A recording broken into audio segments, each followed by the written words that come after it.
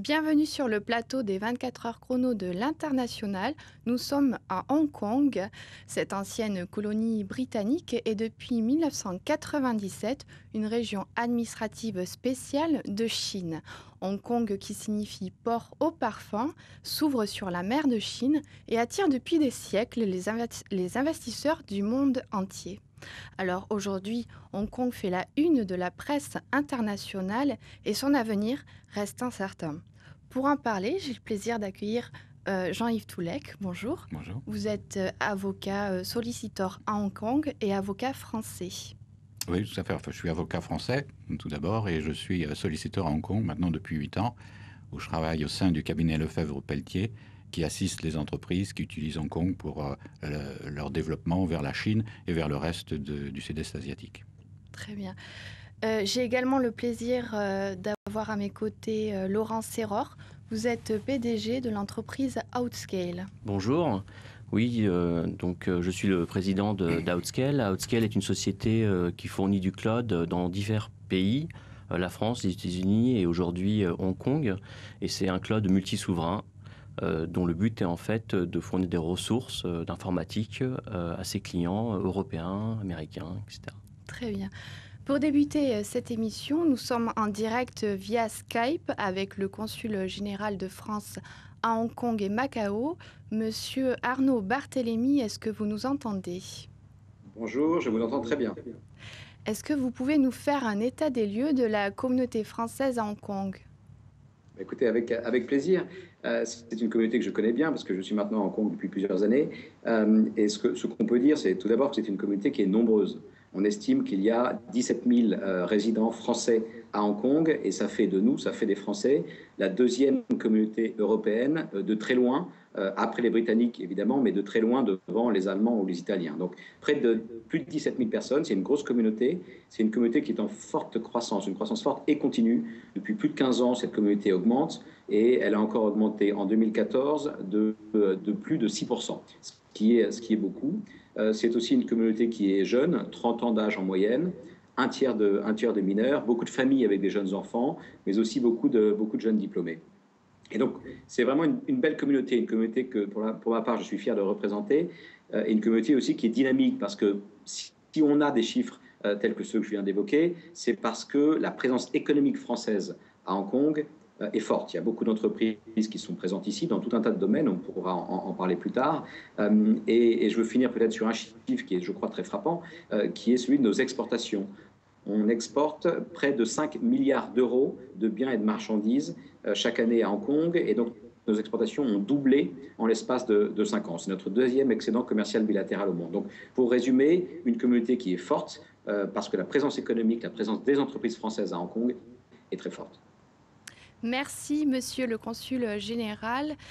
Donc, comme on le disait au début de cette émission, Hong Kong n'est pas une destination qui est neuve pour les investisseurs étrangers. Quels sont ses atouts aujourd'hui, Jean-Yves Toulek? Les atouts de Hong Kong sont très nombreux et considérables. Il en a toujours été ainsi. Hong Kong a été créé par les Anglais pour satisfaire le capitalisme anglais et était un port franc dès le départ. Et ça, le système a été maintenu ainsi, même après la rétrocession. Déjà, Hong Kong a une position géostratégique qui est tout à fait remarquable, Hong Kong se trouve à 4 heures pratiquement de toutes les grandes capitales du sud-est asiatique, pratiquement à 3 heures de toutes les villes de Chine. Canton est à 2 heures de train, par exemple. Et surtout, Hong Kong, qu'il ne faut pas voir comme un point simplement sur la carte, est au bas du delta de la rivière des Perles, qui est une région industrielle extrêmement importante qui contribue au tiers du PIB, du PNB chinois, et qui a 470 millions d'habitants. Donc ça vous donne un peu la mesure de ce delta et de ce qu'il représente pour la Chine. Au niveau de la création d'entreprises, Laurent Serror, est-ce que c'est facile au niveau administratif? Alors oui, Hong Kong est un pays, enfin une ville dans laquelle on peut facilement créer une entreprise. Aujourd'hui, vous avez, pour créer une entreprise, vous avez besoin d'avoir un secrétaire local et vous avez des packages qui tournent autour de 800 € pour lequel vous allez avoir tous les frais et aussi la présence de ce secrétaire qui va vous permettre donc d'établir votre société.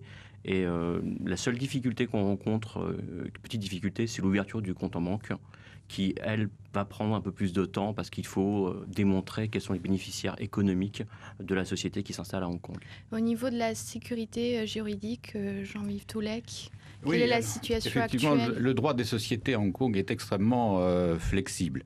Il n'y a pas de capital minimum, il n'y a pas de conditions de résidence pour les administrateurs, il n'y a pas de conditions de nationalité pour les porteurs de parts. Il y a un véhicule tout-terrain en quelque sorte qui est utilisé, qui est la Limited Company, qui est très facile à constituer et assez facile à gérer. Et les sociétés peuvent être constituées effectivement en 48 heures. Mais je pense qu'il faut se méfier un petit peu de cette facilité qui peut être trompeuse, parce qu'un entrepreneur qui vient à Hong Kong et qui monte sa société en 48 heures, qui crée sa société en 48 heures, il n'a pas lu les statuts. C'est pas possible, il n'a pas eu le temps. Et quelques temps après, s'il a un problème avec son associé qui n'a pas contribué comme il aurait dû le faire, ou s'il veut vendre ses parts et qu'il ne sait pas exactement comment procéder, s'il y a un blocage au niveau de la direction, eh bien, il ne trouvera pas dans les statuts sa solution.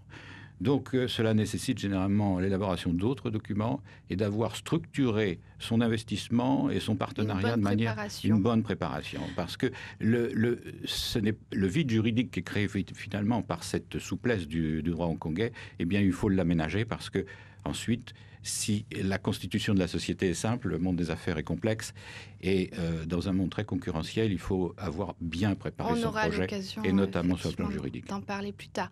Alors, on va aborder un sujet, c'est la fiscalité à Hong Kong qui représente un atout. Et on écoute Ariane Zagouri nous en parler. Au niveau fiscal et comptable, je pense qu'il n'y a qu'une chose à dire, c'est que c'est simple. Remplir une feuille d'impôt, c'est simple. Faire les comptes de résultats, le bilan, la fiscalité de sa société, c'est simple. Et si vous n'êtes pas... Moi, par exemple, c'est quelque chose que... Pour un chef d'entreprise, c'est un peu une perte de temps. Vaut mieux essayer de produire de la valeur. Et il y a plein de cabinets locaux qui peuvent le faire à des prix raisonnables. Donc c'est simple et c'est fluide, globalement. C'est ça le plus important. C'est simple et c'est fluide. Jean-Yves Toulek. Oui, c'est vrai que Mme Zagouri, quand elle commence le mois, elle n'a pas un bordereau d'URSSAF à remplir ou une déclaration de TVA, parce que tout ça, ça n'existe pas. C'est assez impressionnant.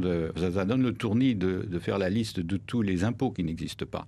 À Hong Kong, il n'y a pas de TVA, il n'y a pas l'équivalent d'une taxe professionnelle, il n'y a pas de cotisation sociale sur les salaires, c'est très important.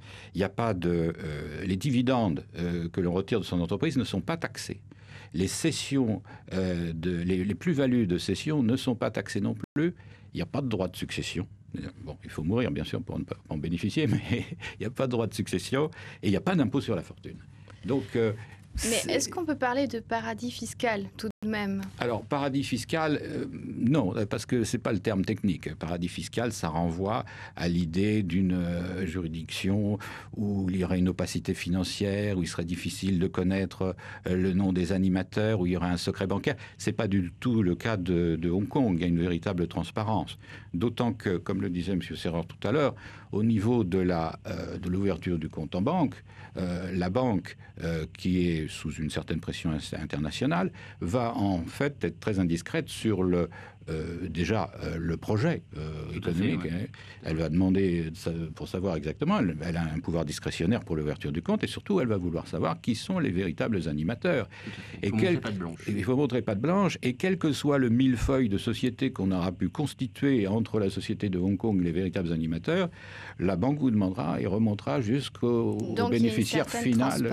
Ah oui, il y a une Laurent Serreur. Tout à fait. Alors, on est dans une économie très libérale qui applique en fait les règles du libéralisme, c'est-à-dire il n'y a pas de règles quasiment. Les impôts, il y a un impôt sur les sociétés à 16,5%. Tout ce qui est exporté hors de Hong Kong n'a pas d'impôt, mais on est dans une totale transparence fiscale, c'est-à-dire on fait du business, mais on fait du business de manière correcte, c'est-à-dire légale. Il n'y a pas de blanchiment, il n'y a pas de choses obscures. On n'est pas du tout dans un paradis fiscal. Il faut voir que les comptes de la société doivent être audités annuellement par un commissaire aux comptes hongkongais. Et il faut bien entendu faire une déclaration fiscale auprès de l'administration hongkongaise. Et si elle est effectivement extrêmement coopérative, elle peut se montrer parfois un petit peu tatillonne. C'est aussi transparent qu'en France. Il n'y a pas de différence. Par contre, en France, c'est très compliqué. À Hong Kong, c'est très simple. Notamment au niveau du droit du travail, où le droit du travail hongkongais est très, disons, très limité et très favorable aux employeurs. C'est vrai que le problème d'avoir un très grand libéralisme, c'est qu'il n'y a pas de parachute, à la fois pour les employés, mais aussi pour les sociétés. Donc, on doit y aller en étant le meilleur. Il n'y a pas vraiment de place pour le reste. Il n'y a pas d'amortisseur, il n'y a pas d'amortisseur social, mais il n'y a pas d'amortisseur non plus pour les sociétés. C'est-à-dire que vous n'avez pas de procédure véritablement de redressement judiciaire ou de sauvegarde ou autre. Quand c'est fini, c'est fini. Mais moi, ce que je voudrais dire, c'est qu'au-delà de tous ces avantages, le fait que ce soit qu'il n'y ait pas de droit de douane, qu'il y ait une liberté de tenir un compte en devises, etc., l'essentiel n'est pas là. Ce qui est important à Hong Kong, c'est cette énergie qui est extrêmement communicative et qui saisit d'ailleurs tous ces jeunes entrepreneurs et qui fait que tout est possible. Ça fait partie des atouts, effectivement. Ça fait partie des atouts. On est dans la culture, on appelle ça le can-do. C'est du can-do. Vous pouvez le faire. On peut le faire. Et si c'est no can-do, on ne le fera pas. Mais si c'est can-do, les autres vont vous aider. Parce que ça sera can-do aussi pour eux. Et si vous échouez, eh bien, c'est pas grave. L'échec n'est pas une flétrissure à Hong Kong. On repart. Ça, c'est l'esprit anglo-saxon. Merci. On fait une pause et on se retrouve juste après pour parler des secteurs porteurs. En janvier 2016, les 24 heures chrono de l'International fêteront leurs 10 ans d'existence. Profitons de cet anniversaire pour dire un grand merci à TV5 Monde, à tous les partenaires qui nous soutiennent, à tous ces Français du monde entier qui chaque année sont des nôtres. En quelques chiffres, ce sont près de 200 villes traitées durant toutes ces années. Plus de 4000 Français de l'étranger, qu'ils soient entrepreneurs ou expatriés, hommes ou femmes qui ont participé à ces émissions. Et enfin, au total, plus de 15 millions de visionnages durant ces 10 ans. Que la fête de l'International continue et rendez-vous les 19 et 20 janvier 2016 sur mondissimo.com.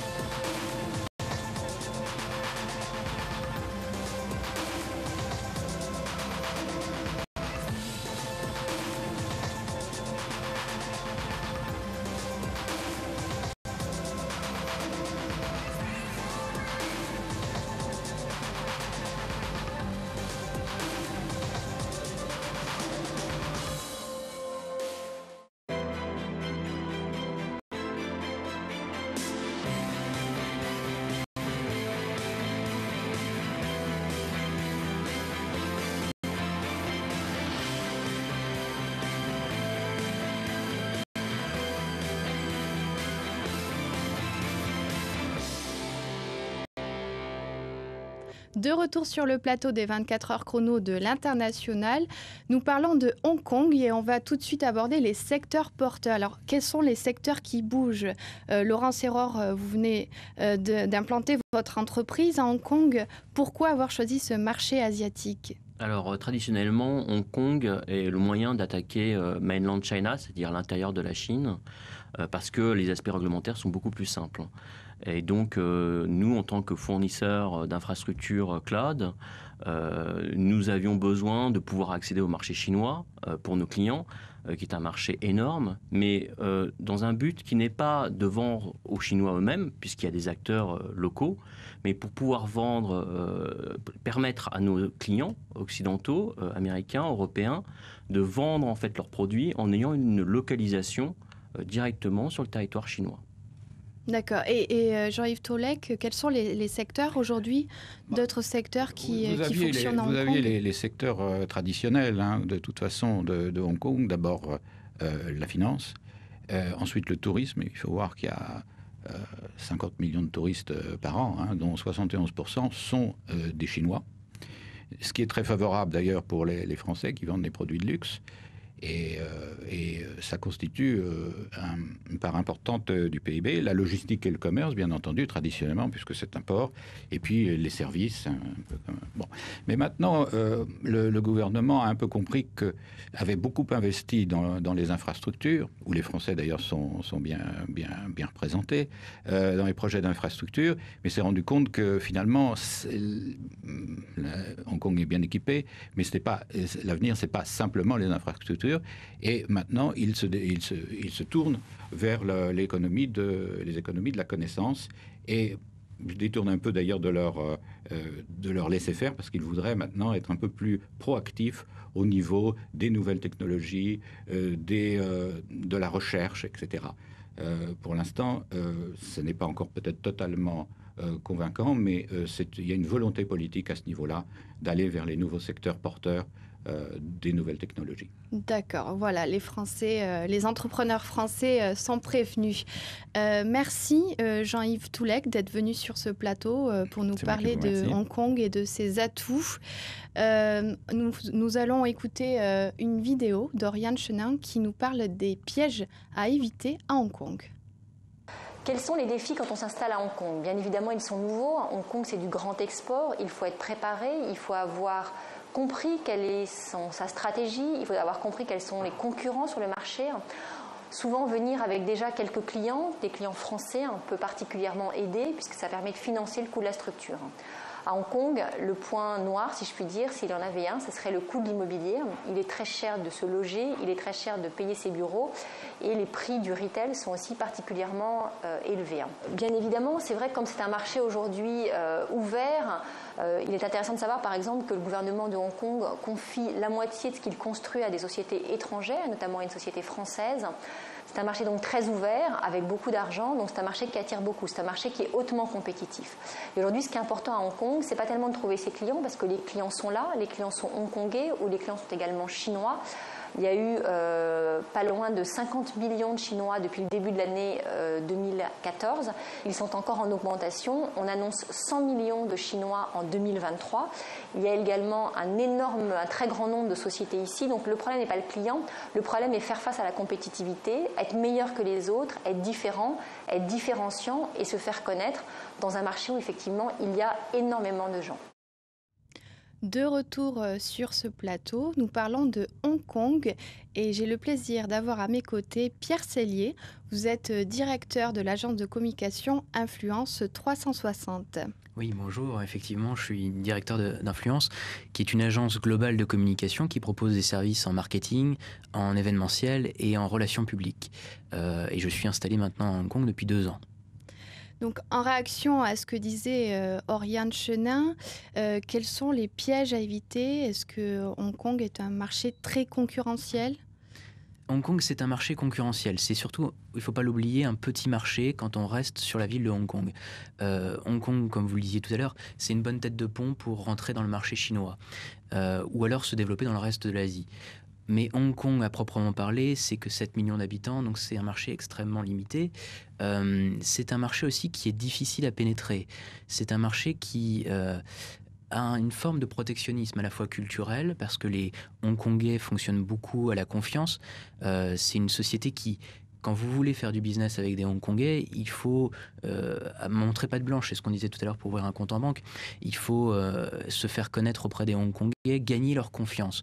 Et c'est un marché aussi un peu protectionnisme de manière, j'allais dire, plus terre à terre, dans la mesure où quand vous recruter quelqu'un, on applique une politique de préférence nationale. Ça peut être parfois compliqué pour des Français qui arrivent, qui veulent chercher un travail, qui croient que c'est simple de trouver un travail. Ça peut être parfois un peu compliqué parce que les Hongkongais pratiquent cette politique de préférence nationale, c'est-à-dire qu'à compétence égale, on aura tendance à recruter, on demandera à recruter un Hongkongais plus qu'un étranger. D'accord. Alors vous êtes implanté à Hong Kong. Votre entreprise est un succès. Pourquoi Qu'est-ce que vous avez fait une étude de marché? Oui, alors en fait, je pense qu'il faut d'abord bien se préparer. C'est ce qu'on disait tout à l'heure. On n'arrive pas à Hong Kong comme ça. Il faut bien étudier son marché, bien étudier l'environnement dans lequel on va évoluer.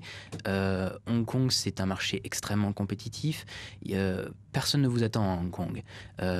Donc, vous arrivez avec une idée. Il faut que votre idée soit extrêmement bien affinée. Il faut que votre marché soit extrêmement bien connu pour vous. Et vous, par exemple, dans le secteur de l'événementiel, est-ce que c'est un secteur qui est en croissance aujourd'hui en Asie? Alors, nous, pour le secteur on est sur 3 secteurs. On est sur le segment du marketing, des relations publiques et de l'événementiel, pardon.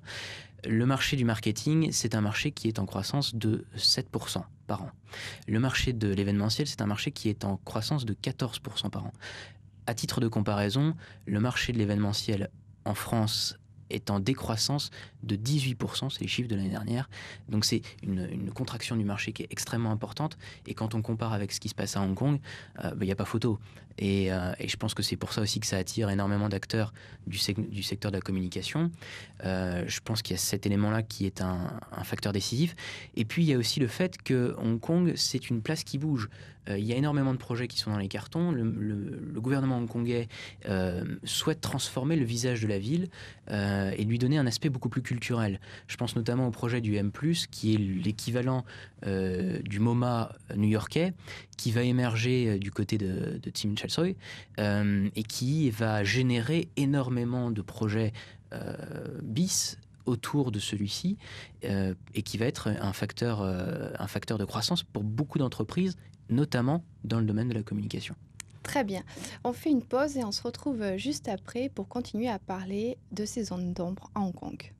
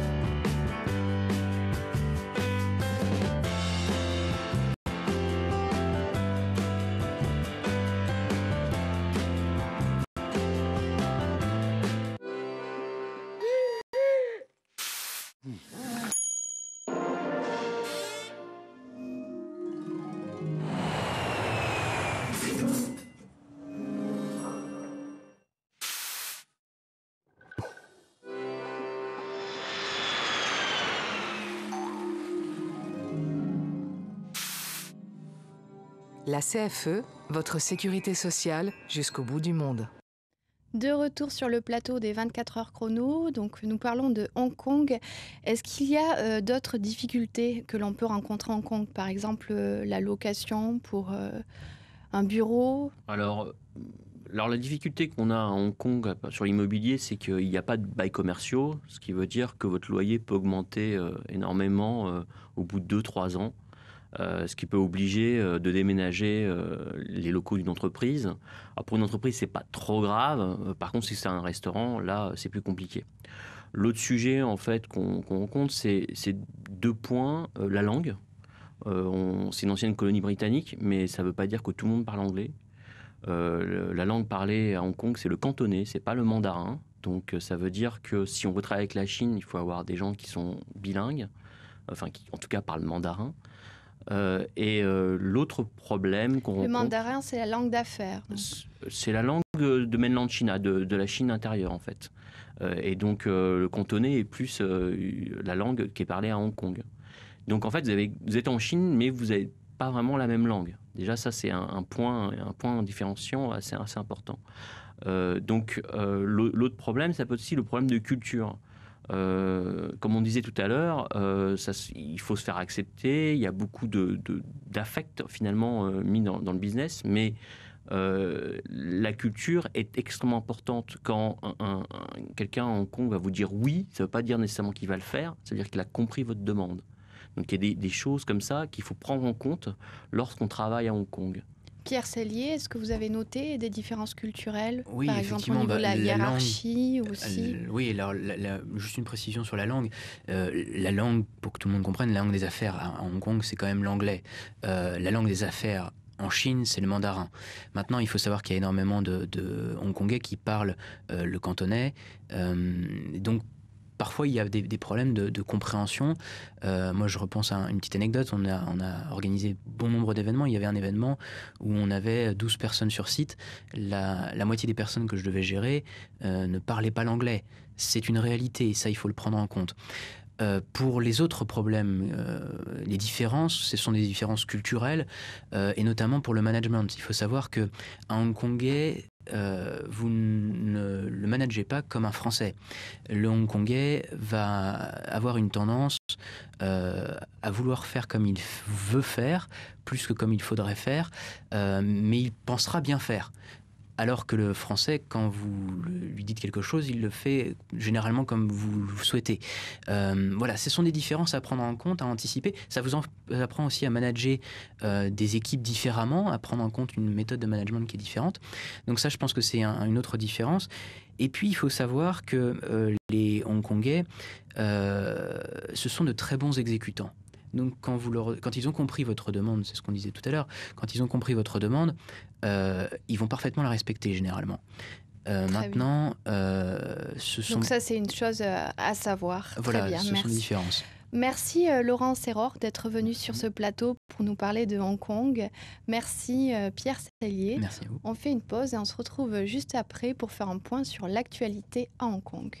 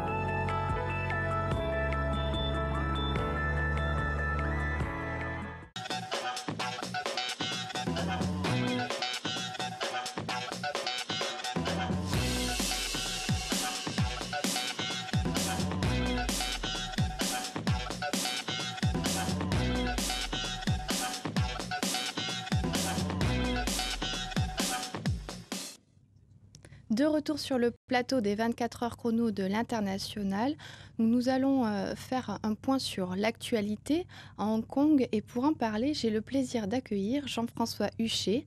Vous Bonjour. êtes professeur des universités à l'INALCO et j'ai également le plaisir d'avoir à mes côtés Mireille De Wilt. Vous étiez à Hong Kong entre 2010 et 2012 dans le cadre d'un projet Veolia Water. Oui. Alors, donc, ça n'a échappé à personne. Hong Kong a fait l'actualité de la presse internationale ces derniers mois. Quelles étaient les revendications du mouvement Occupy ? Alors, ce sont des revendications essentiellement politiques, puisqu'il y a un accord qui existe entre les Britanniques et la Chine qui a été décidé en 1984 sur l'évolution du système politique, en particulier du système électoral à Hong Kong, après la rétrocession, donc après 1997. Or, il y avait eu déjà en 2011 des négociations qui n'avaient pas abouti entre Hong Kong et Pékin sur l'évolution du système électoral pour le chef de l'exécutif.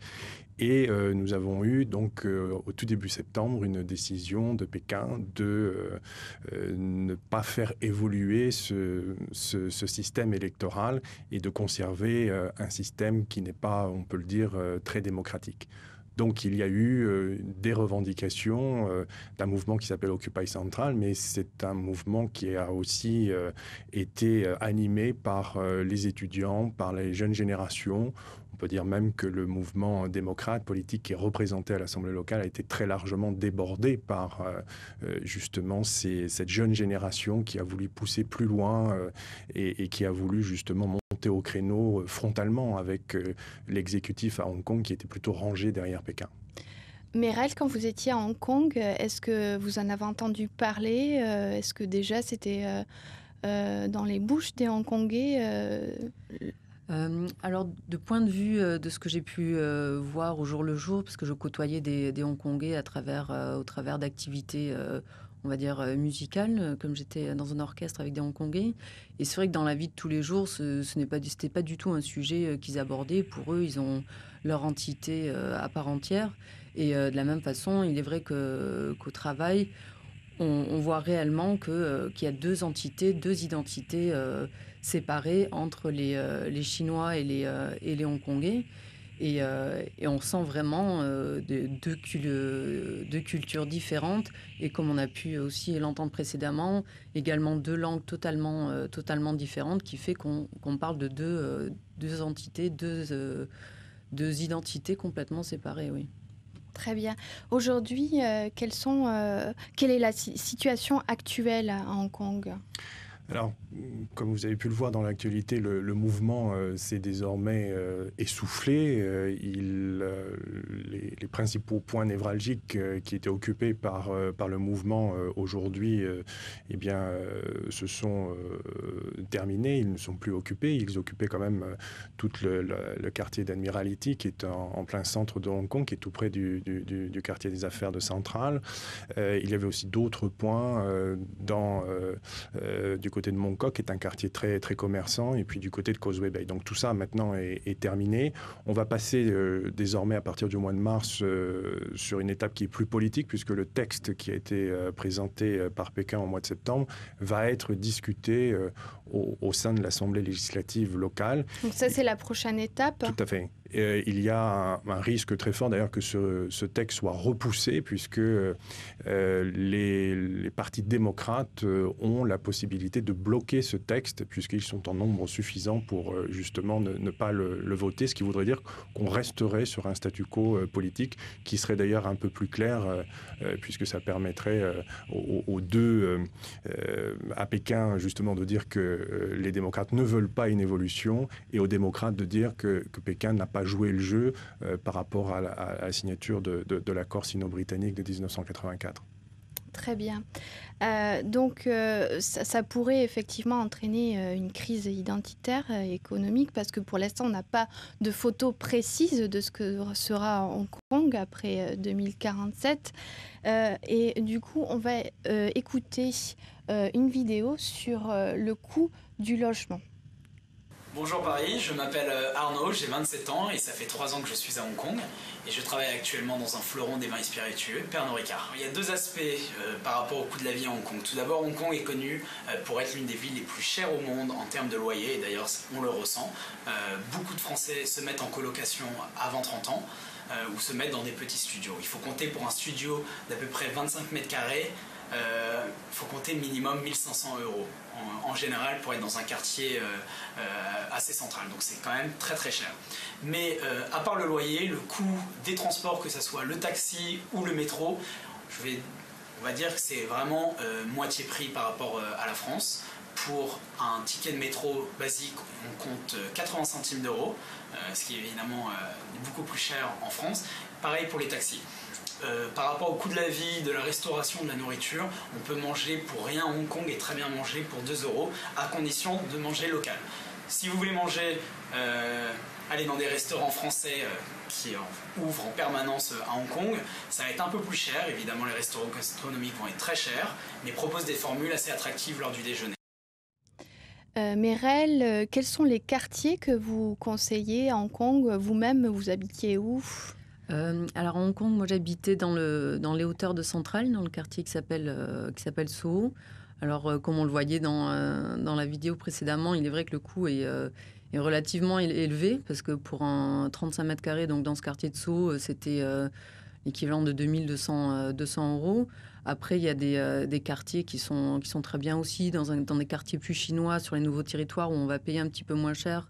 Pour un 40 mètres carrés, ça va être peut-être 2000 € ou un petit peu moins, mais ça reste quand même très élevé. C'est après, un budget quand même assez important à Hong Kong, le logement. Tout à fait. Et après, il y a des quartiers sur l'île de Hong Kong, vers le sud de l'île, que ce soit à l'ouest ou à l'est, où beaucoup de familles françaises s'installent, car l'école française va être dans ces environs-là. Très bien. Jean-François Huchet, au niveau du coût de la vie, est-ce que vous avez des exemples quel budget il faut prévoir quand on va à Hong Kong ? Le plus gros budget, effectivement, c'est celui de l'immobilier. Il faut bien voir d'ailleurs que l'immobilier est un des piliers de l'économie hongkongaise depuis maintenant très longtemps. C'est d'ailleurs un problème même pour les Hongkongais, pour les classes moyennes, pour accéder justement à l'immobilier. Ils s'en plaignent. Ça fait d'ailleurs partie d'une des revendications qui s'est agglutinée à celle dont j'ai parlé tout à l'heure sur le plan politique. Sinon, effectivement, sur l'alimentation, les choses sont relativement peu chères comparées à l'Europe. Et puis, sur les loisirs, on a aussi accès à toute une série de choses qui coûtent assez peu cher. Je trouve peut-être tout ce qui est cinéma, théâtre, qui est un peu plus cher, avec une offre qui s'est agrandie depuis une vingtaine d'années. On a beaucoup de choses, mais il faut être prêt avec son calendrier pour noter les dates. On n'est pas à Paris ou à Londres, donc il faut se préparer à l'avance. Très bien. Alors, avant de s'installer à Hong Kong, il faut penser au visa. Et on va écouter Clémentine Modeste nous en parler. Alors, concernant le visa à Hong Kong, c'est de plus en plus compliqué. Il y a beaucoup de Français qui arrivent, donc le gouvernement limite maintenant les visas pour les Français. Moi, personnellement, je me suis fait refuser la première fois. Et ensuite, je suis passée par un avocat. Et là, avec un dossier très bien monté, là, ça a marché. Mais c'est de plus en plus difficile.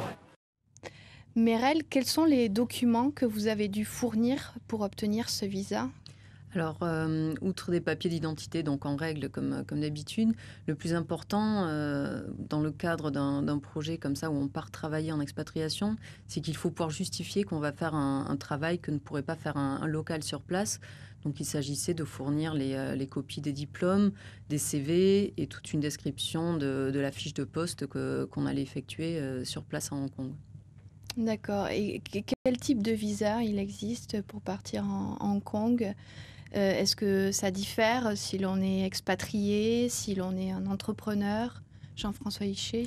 Et vous avez bien sûr, pour la grande majorité de la communauté française qui est installée à Hong Kong pour faire du business, vous avez un visa de travail. Il faut savoir qu'au bout de 7 ans de résidence, vous pouvez avoir ce qu'on appelle une carte de résident hongkongais, ce qui est le cas pour bon nombre d'étrangers qui sont installés à Hong Kong depuis assez longtemps. Vous avez bien sûr ensuite la possibilité en tant que touriste d'accéder en Chine avec des visas touristes ou business qui sont faits relativement facilement, même si les choses se sont un peu crispées depuis 2008-2009. Donc il faut faire attention selon les époques, selon ce qui se passe en Chine au niveau politique. On peut avoir de temps en temps des délais qui sont un peu plus longs ou avec des demandes qui sont un peu plus difficiles qui émanent du consulat chinois qui est installé à Hong Kong. D'accord, donc c'est une chose à prendre en compte et surtout justifier qu'un local ne corresponde pas au poste si on veut partir dans le cadre d'un projet d'expatriation. Donc on va tout de suite aborder un autre sujet, c'est celui de la pollution, puisque quand on pense à la Chine, on pense aussi à la pollution. Et on va écouter Sarah Sesto nous en parler. Bonjour Paris, je m'appelle Sarah, j'ai 24 ans et j'habite à Hong Kong. Au niveau de la pollution, c'est vrai qu'il y a certains pics, notamment vers octobre, on a eu des gros pics de pollution, mais ça c'est aussi dû en partie au trafic et aussi à la région du Guangdong qui est derrière les montagnes hongkongaises et qui amène beaucoup de pollution parce que c'est une région industrielle. La pollution, mythe ou réalité à Hong Kong ? Non, c'est une réalité et malheureusement, il y a une dégradation de la situation en matière de pollution à Hong Kong. Alors, nous ne sommes pas à Pékin. Nous ne sommes pas dans les grandes villes industrielles du nord-est ou du nord-ouest chinois, mais il faut bien voir qu'il y a eu un transfert de l'activité industrielle de Hong Kong, il y a à peu près 20 ans dans le delta de la rivière des Perles, on en a parlé tout à l'heure. Il y a des districts industriels, notamment sur la céramique, qui est extrêmement polluant, pas très loin de Hong Kong. Donc on sait qu'on a à peu près 50 à 60% de la pollution de Hong Kong qui vient du delta de la rivière des Perles. interne. Alors, le reste, c'est une pollution qui est essentiellement due au trafic maritime et puis aussi à la configuration des artères hongkongaises. Il y a ce qu'on appelle des effets tunnels où, avec la circulation qui est très dense, et notamment en été, on a la persistance effectivement à l'intérieur de ces artères d'une pollution assez forte. Je crois qu'on en a pris conscience à Hong Kong, mais peut-être que l'aspect assez libéral de la politique économique à Hong Kong fait que en matière d'action, on reste encore en deçà de ce qu'on pourrait faire, alors que Hong Kong est très riche sur le plan fiscal et il y a un excédent fiscal, on pourrait faire beaucoup plus de choses à Hong Kong à ce niveau-là. Meryl, est-ce que vous en avez souffert quand vous étiez? Est-ce qu'il y a des périodes plus brumeuses que d'autres? Oui, alors après, c'est vrai qu'on ne peut pas nier que cette pollution est existante et il n'est pas rare de monter un peu dans les hauteurs et de voir les tours complètement dans cette brume ou dans cette pollution. C'est vrai qu'il y a des mois comme février-mars où on peut avoir un mois entier sans voir finalement un bout de ciel bleu. Après, voilà, comme vous disiez, c'est quand même moins pire que dans les grandes villes chinoises. Et l'avantage à Hong Kong, c'est qu'on peut quand même encore s'évader et aller un petit peu dans les coins plus nature dont Hong Kong dispose pour essayer d'échapper à cette pollution. Alors justement, on va s'évader puisque Lisa Marie Marc nous indique qu'est-ce qu'on peut faire à Hong Kong et quelles sont les possibilités qu'offre cette ville. Bonjour Paris, je m'appelle Lisa Marie, j'ai 25 ans et j'habite à Hong Kong. Alors concernant l'atmosphère de la ville, c'est une ville extrêmement dynamique où il fait vraiment bon vivre et c'est très très agréable de rencontrer des gens qui sont dans une dynamique totalement différente de la France, toujours motivés, il n'y a pas de routine à Hong Kong et c'est ce qui est vraiment agréable. On s'ennuie jamais, nos week-ends sont tous plus excitants les uns que les autres, ça va être la mer, la montagne, un voyage en Chine, un voyage ailleurs, rester dans la ville et profiter des nombreux restaurants et des sorties et des expos. C'est vraiment une ville qui bouge tout le temps et on s'y ennuie jamais. Ça, c'est vraiment un gros avantage. Merci Lisa Marie pour votre aide depuis Hong Kong et merci à Sarah Sesto également pour ses vidéos et pour m'avoir tenue informée de l'actualité à Hong Kong. Alors, comme on vient de l'entendre, Hong Kong offre de nombreuses possibilités. Je crois que Meryl, vous êtes une amatrice de trail. Quelles sont les possibilités qu'offre Hong Kong ? Oui, alors tout à fait, ça fait partie d'un des atouts, je pense, de Hong Kong. C'est qu'on a 4 grands axes de trail à Hong Kong. Le Macleod Trail, le Wilson Trail, le Hong Kong Trail et le Lantau Trail qui forment à eux 4 presque 300 quelques kilomètres sans doute et qui permettent de s'évader en fait en moins de 30 minutes. On peut se retrouver dans des coins complètement superbes et au bord de la mer ou dans les montagnes ou dans une forêt presque type jungle. Enfin, c'est vraiment agréable de faire de la randonnée ou du trail à Hong Kong, oui. Il y a une communauté de randonneurs, Jean-François Huchet. Est-ce que vous aussi, vous faites de la randonnée dans les hauteurs de Hong Kong ? Oui, moi j'ai habité pendant près de 10 ans à Hong Kong et c'est vrai que quand on arrive, on a cette image d'une ville hyper urbaine et on est très vite surpris de voir qu'en fait le territoire de Hong Kong est construit uniquement sur 35% du territoire hongkongais. Ce qui d'ailleurs explique les prix de l'immobilier, ça a été un choix aussi. On a très peu d'accès au foncier à Hong Kong. Et donc, on peut nous n'avons pas ces banlieues en quelque sorte. Il y a une rupture brutale entre la ville et la campagne. Et c'est vrai qu'en un quart d'heure, on peut se retrouver au bord de la mer, dans un lieu où il n'y a plus d'immeubles.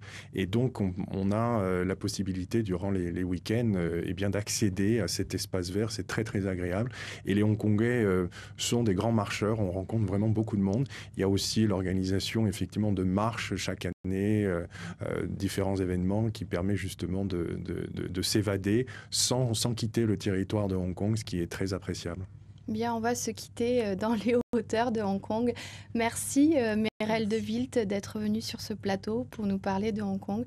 Merci Jean-François Huchet pour ce point sur l'actualité.